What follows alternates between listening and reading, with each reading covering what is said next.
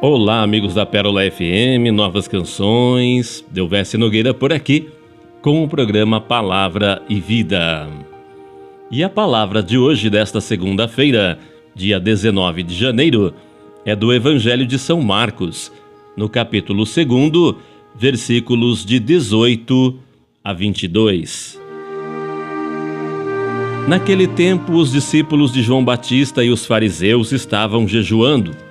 Então, vieram dizer a Jesus: por que os discípulos de João e os discípulos dos fariseus jejuam e os teus discípulos não jejuam? Jesus respondeu: os convidados de um casamento poderiam, por acaso, fazer jejum enquanto o noivo está com eles?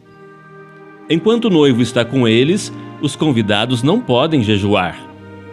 Mas vai chegar o tempo em que o noivo será tirado do meio deles. Aí, então, eles vão jejuar. Ninguém põe um remendo de pano novo numa roupa velha, porque o remendo novo repuxa o pano velho e o rasgão fica maior ainda. Ninguém põe vinho novo em odres velhos, porque o vinho novo arrebenta os odres velhos e o vinho e os odres se perdem. Por isso, vinho novo em odres novos.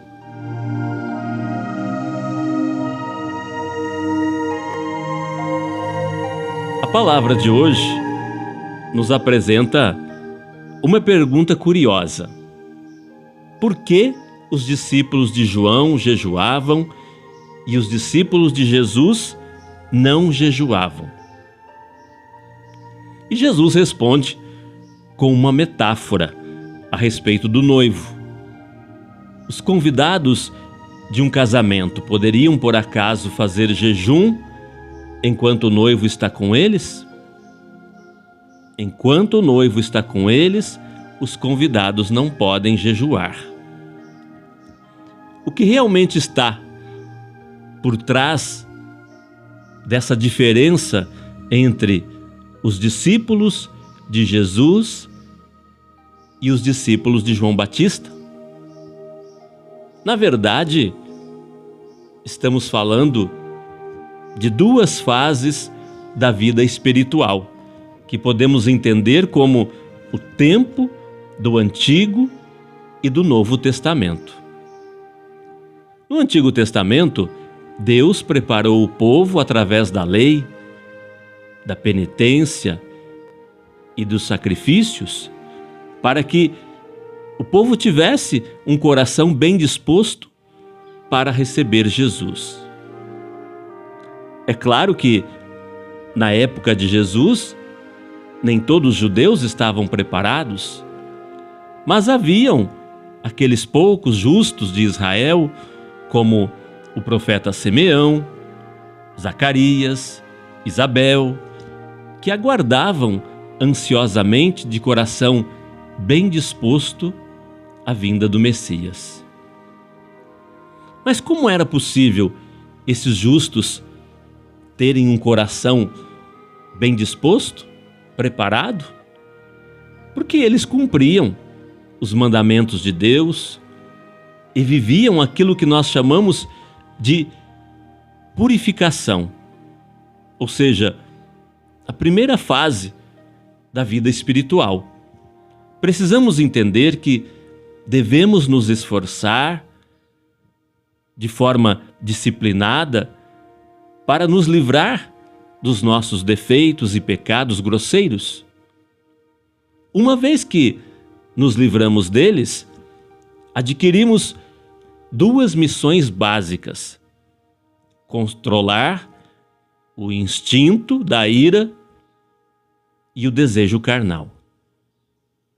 Na fase de purificação, temos de exercer intensamente as virtudes da pureza e da paciência.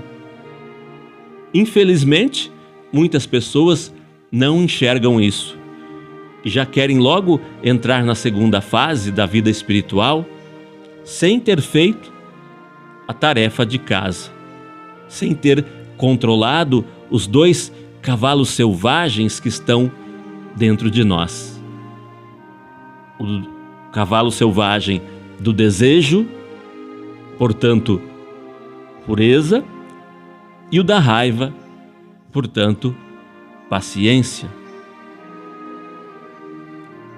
Então, trabalhando a delicadeza de consciência, a paciência e a pureza, vamos nos purificando, mas tendo antes de tudo superado os defeitos mais grosseiros.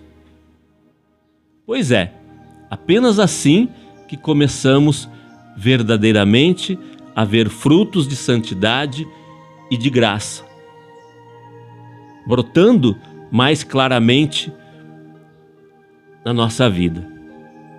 Na vida espiritual, isso é chamado de passagem pela porta estreita. Somente depois de termos superado essa fase de purificação é que entramos na via iluminativa que Jesus veio trazer para nós. Por que no início da igreja tantas pessoas se santificavam? Porque durante séculos Deus tinha preparado essas pessoas pela via da purificação, a fim de receberem a graça de entrar na vida de santidade propriamente dita. Mas hoje, nem todos entram nesse caminho de santidade. Por quê? Porque somos preguiçosos, porque não queremos fazer a tarefa de casa lá do Antigo Testamento, aquela purificação, a penitência, o jejum, a respeito do qual nos fala o Evangelho de hoje. É verdade que os convidados do casamento não jejuam na presença do noivo, mas é também verdade para nós que não iremos nos preparar devidamente para a presença de nosso Senhor Jesus Cristo, se não vivermos a purificação. Aquele trabalho braçal do início da vida espiritual. Então, cheios de pureza e de grande paciência, com uma vida séria de penitência para nos controlar e ficarmos nos trilhos, deixemos de ser preguiçosos e obedeçamos aos mandamentos.